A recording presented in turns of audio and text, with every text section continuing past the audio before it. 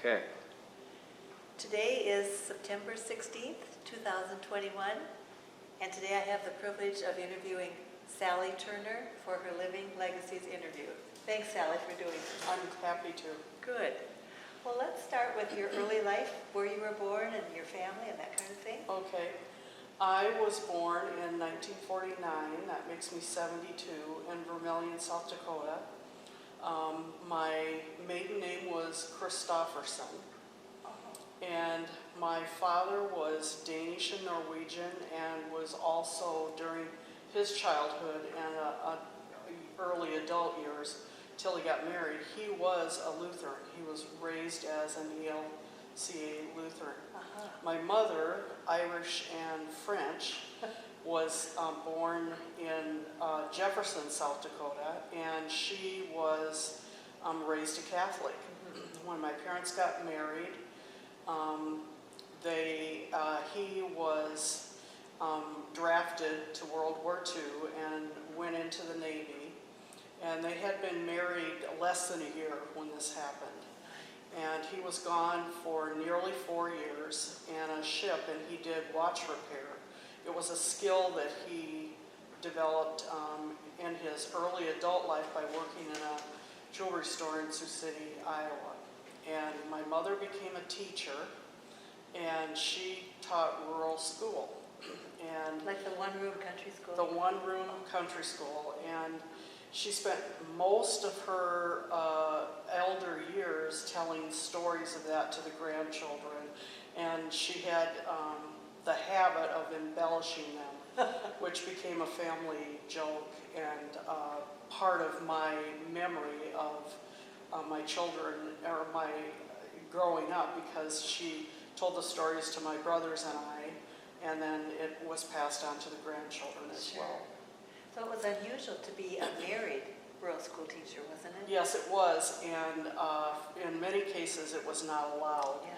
And I think that they ran into a problem and couldn't get a teacher, so they took her before she was married, and she worked at it for a couple of years, and then when the war came along, she ultimately left the teaching profession, moved to California, because if my father ever docked in from the ship, which did happen a couple of times during that 3-year process, she could have been there and been able to see him. So she, and that's a story all in itself, her trip out there and her experiences. But to take us back where the question was posed, I have 2 brothers. I'm the middle child, and we were all raised in Vermillion following the war, and my father established a jewelry store in Vermillion called Dallas Jewelry. That was his first name. And my brother, my younger brother, ran that store when he retired. And my parents were both raised on a farm. And I remember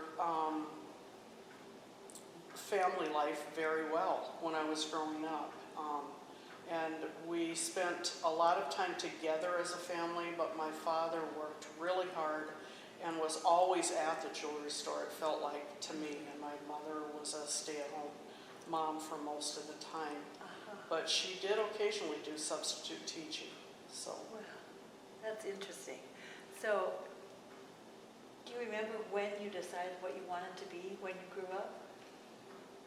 Well, I was probably in grade school, and to me, the choices at that time, in those days, was you could be a teacher, a secretary, or a stay-at-home mom, and I chose secretary, which I never followed through with, but that was my dream. I loved the organizing, I loved answering the phone, I loved everything that looked official about being a secretary. And in fact, in high school, I took all those secretary classes in preparation for that. So I did shorthand and typing and all of those things.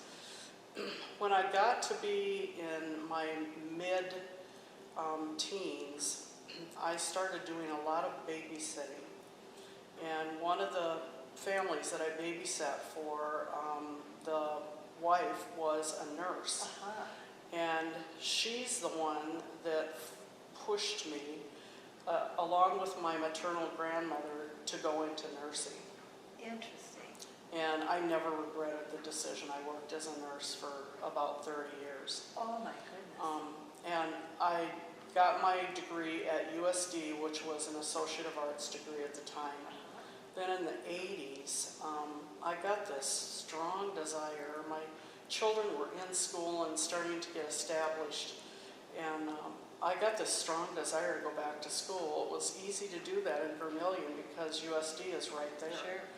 So I started taking part-time classes and finished my bachelor's degree, and decided to go on and go all the way through. So I got my bachelor's degree in allied health, which would fit with the nursing as well, with a specialty in alcohol and drug abuse studies. So I worked for a while as a counselor in addiction treatment, but a short while because I decided to go on and get my master's degree, and I got that in counseling and psychology. And then I went on and I finished and got my doctorate in that as well. Oh, that's amazing. And Yeah. did you do that, all of that at USD? I did all of it at USD. My goodness. Well, so you talked a little bit about your children. I'd like to hear about your family. Yes. I got married in 1975, and we had 2 children. Barry was born in 1977, and Becky was born in 1978. So 2 in diapers for a while. 2 in diapers for a while, yes. Sometimes we don't plan things and they happen. But it was a happy surprise. Good. And where are they now? They both live here in Sioux Falls, and Barry is in the military. He's in the Army, and he's full-time Army, but he's in the National Guard section.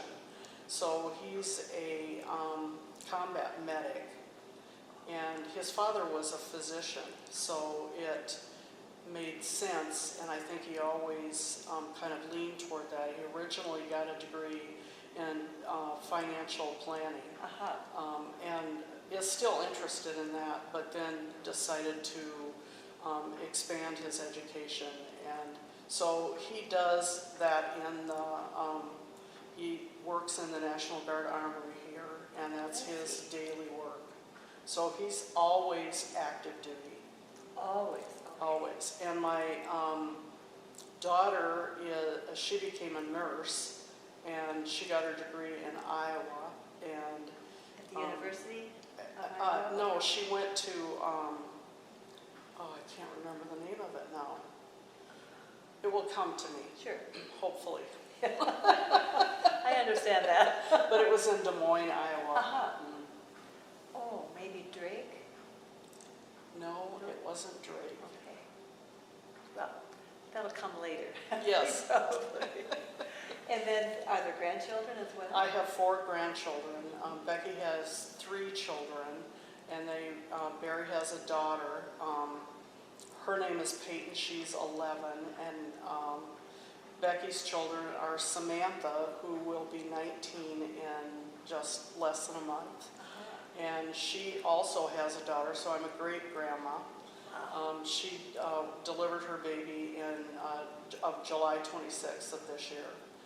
And Jack belongs to my daughter, and Becky and the 3 children go to church here.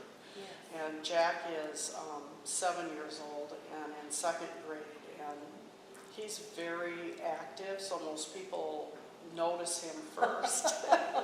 They remember him, right? They remember him. And Maddie was born in 2017, so she's 4 years old. Yes. And I've talked with you a little bit about an experience that Maddie has had that maybe you would share. Are you?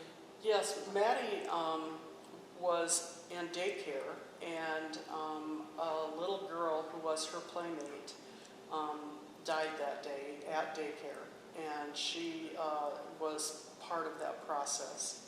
So it's been a challenge for her and remains a bit of a challenge, trying to figure out just what death means and where you end up. And she asked me the other day if her parents are down in the ground at the cemetery with her.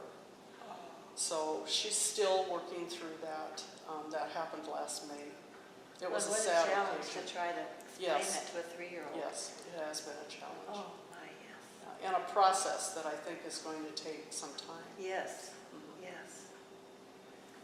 Well, speaking of challenges, what challenges have you confronted in your life and what have you learned from them? I would say the first challenge that took me about 10 years to come to terms with would be being diagnosed with epilepsy and accepting the fact that parts of my life were going to need to change to maintain my health, and that this was going to be a lifelong thing, and that I didn't have a whole lot of control over what my body did. And that's been, in ways, a blessing for me to, it was starting the process of letting go of wanting to control everything in my life. And the next challenge I faced that I think was the biggest is the end of my marriage. We separated in 1992, and the divorce was final 4 years after that. So that's still pretty So, recent. It's fairly recent, and I had gone back to school and was working on my master's degree at the time that all of that happened. And the children lived with me. I was their primary custodian. And it just takes time for everybody to adjust to something like that. Absolutely. So with the epilepsy, are you able to control that with medication? I'm extremely well controlled. Oh, good. Yes. Wonderful. Mhm. Wonderful. So you mentioned that your father was raised Lutheran and your mother Catholic. Mhm. So it'd be interesting to hear about your own religious development. I would say I kind of believed what I was taught until I got into late junior high, early high school years. I believe I was about 13 or 14 when I remember questioning the first thing that I just could not wrap my head around was the Catholic belief that if you're not Catholic, you don't go to heaven. And I was aware of this loving God who loved everyone, and I thought, why would he send all these people to purgatory forever? I just, things didn't fit for me from then on. It just did not feel like the right fit for me.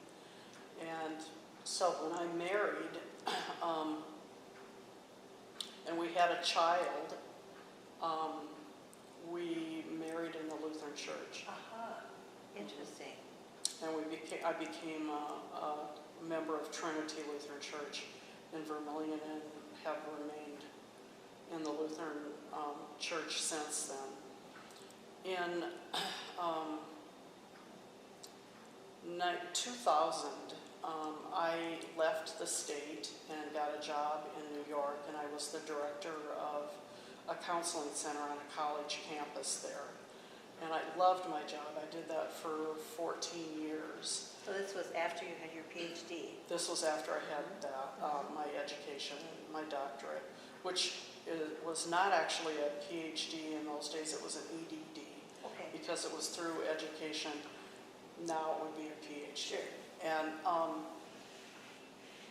I was not active in a church during those 14 years. I felt a strong spiritual connection, but there were some things that I just couldn't find the right fit for. And when I retired and moved back here, I was at a point in my life where I knew I wanted to get active in a church again. So, And so how did you find St. Mark's? I think I visited, my son was a member of First Lutheran, so I visited his church a few times. And I visited a handful of other Lutheran churches around here, and I didn't have complaints about any of them. My niece Megan Spawn was a member here, and so I came to church with her a couple of times, and the minute I went to church, I knew it was the right fit. It just felt like everything fit for me. I felt completely accepted by the members immediately. And I guess one of the things that's important to me when searching for a church is a church that accepts everybody. Yes. And I could tell right away that St. Mark's fit that. Wonderful. And how long ago was that, Sally? I came here for at least a year before I joined, and I believe I've been here going on 5 years. So I'm not quite good with recently, dates yeah. about that, Yes. but it seems like it's Yes. about 5 years. Yeah. These days, we kind of talk about before COVID or whatever, don't we? Just trying to figure those things Yes. out. Do you have a favorite scripture that you'd like to share? Well, I read up on the questions that might be asked. I don't know the Bible. Because you Catholics were don't raised learn Catholic, right? the Bible. We learn missals and Catholicism. And when I joined the Lutheran Church in Vermilion in my early years, I went to every Bible study that came along, and that helped me a little bit, but I don't know the Bible stories. It's different than growing up with it, I believe. Yes. And so I just don't know the Bible. I don't know the verses very well. And I talked about it with you and someone else when we got together not so long ago, that I don't know the Bible. And it brought me to go home, because I have a lot of books that I've tried to read through the years. And I read The Way, and I realized that one of my favorite sayings in life that I believe both of my parents lived by and my mother used to preach to us when we were children is Luke 6, verse 31. Do unto others as you would want them to do unto you. So that has become my favorite Bible verse. Yes. I didn't even know it was a Bible verse. Sure. I thought it was the golden rule. Yep. It's really interesting to see that kind of faith journey that you've had. You know, as early as junior high, thinking, this isn't right for me, and making a decision, and it's just really, really interesting. One of the questions that we're asked is, military service impacted your life, and it surely has, with both your father and your son. Yes, and I had an uncle who was in World War II. I had, I believe, three uncles in World War II. One of the uncles, probably the uncle I was the closest to, became a prisoner of war. And I saw what all of that did to him and the immediate family. And he didn't like to talk about things very much, but I remember my son in, I believe, 5th grade had to interview someone about a topic. And he was always interested in the military, much to my dismay. Yes, I'm sure. And he asked to interview Sid, and I wasn't sure he would be willing to do that, but he did. And Barry tape recorded it, and I believe still has that tape recording today. Well, I hope so. Yes. And I believe that is what led him, along with my father's service and being gone for so long, to join the military. And then Barry did a little over a year-long deployment to Afghanistan in 2010. That must have been difficult for you. You know, I think that's one of the most challenging years I've had in my life. I didn't talk about it a lot, and I didn't want him to know. No, no.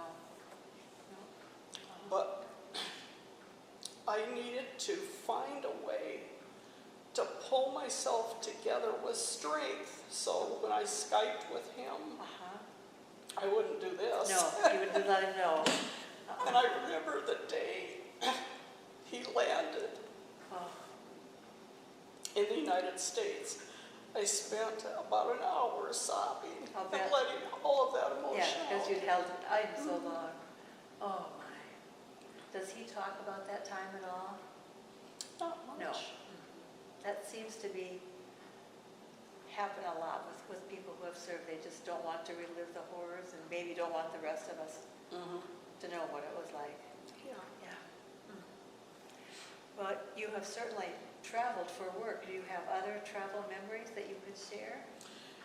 My father, we didn't take a lot of vacations because he never felt like it was wise when you're a small business owner Yes. and nobody's as vested in it as you are to take trips. But we did take one trip to the Black Hills, and I think we were gone almost a week. Well, I have fond memories of that, but fonder memories of weekends spent together. Because oftentimes my dad would take Saturday afternoon off and then we would have Sunday. yes. And we got into a routine of, they bought a trailer, a small traveling trailer. Sure. We got into the routine of every weekend during the summer going to Okoboji, and that we just left that trailer parked in a place where we rented it. And we would spend a day and a half there before we came back home. And I have a lot of, we didn't do big things, Yes. but it was time spent together doing activities that I remember fondly. And very intentional on the part of your parents.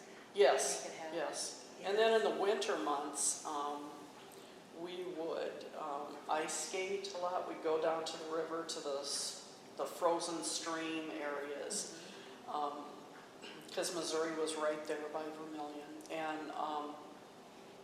and skate. I remember sledding on hills. So every weekend we would do something as a family. Wonderful. Together. Yes. Okay. Well, is there a wonderful gift that you've received, a best gift that you'd like to talk about? That's always a hard one, I think. You know, I think the best gift I've ever gotten was nothing monetary. But I remember when I got out of nurses training, I was struggling with trying to decide. I'd worked in Sioux Falls for a few years, liked nursing, loved it, but the hours weren't right, the management was going through a transition. I remember going through a discouraged stage and driving home and telling my parents about it. And my dad, the next day or that night, wrote a letter to me. Oh. Do you still have it? Yes. And it was an encouragement letter. Don't give up hope. There'll be days like you described. And there'll be many, many more that are not that way. Yes. The fact that he wrote a letter, was he a person who might not have shown that kind of emotion in words and actions? But Yes. He did it through loving acts. He was a very giving man. Wonderful. Oh, you must treasure that I letter. do. Yes. So, who or what were the most important influences in your life? Obviously, that was incredibly influential. By far, my father Uh-huh. was. I've had a couple of professors in college when I was in the doctoral program that influenced decisions I made, directions that I took in a positive way. So Good. I'll always be grateful to them. The nurse that encouraged me to go into nursing Yes. was a strong influence, and value all of those Uh-huh. experiences. Those people must have had a positive influence in you just taking off and going to New York. I mean, that's amazing for me to think about. It's just Yeah. totally different part of the country, totally Yes. different life. Yeah. It was a secret dream I'd had all of my life to leave this area and experience life elsewhere. And it didn't happen until I was 50 years old, but I did it. And then you were there almost 15 years. Yes. That's amazing. Well, is there something about you that most people don't know?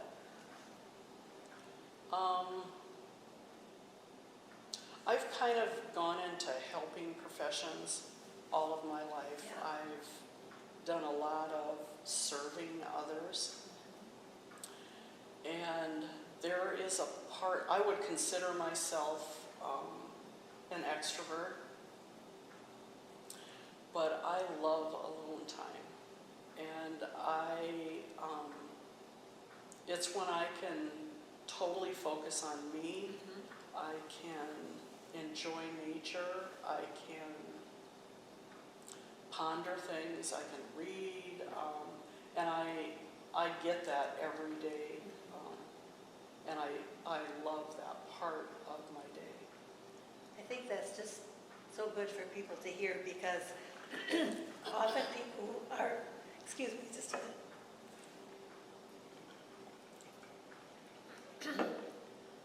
I think often people who are service-oriented forget to take care of themselves. And I think that's a really important thing for us to learn from you, that self-care is important. Self-care is important. Yes.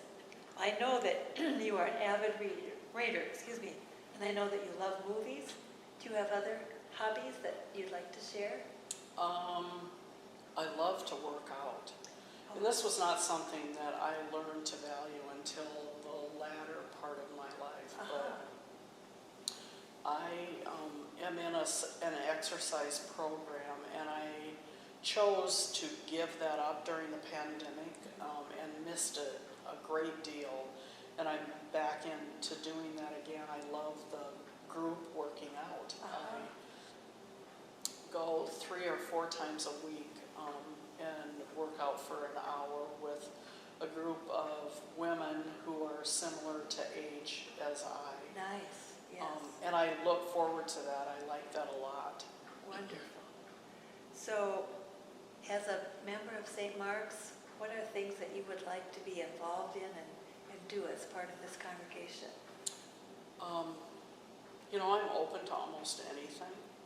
I've just started participating in the women's program of the Naomi Project, and I'm enjoying that a great deal. I love being in the book study group a lot. And I'm intending to get involved in other activities, just finding a way to get into them. Yes. I would love to drive the project car or be involved with the delivery of meals. Well, the Meals on Wheels. Meals on Wheels. I'm open to just about anything. Wonderful, wonderful. I think you have a lot of life experience in spring. It's wonderful to hear that. Well, thank you. Yes. I would just like to know, Sally, what kind of advice or wisdom would you share with us from all of your life experiences?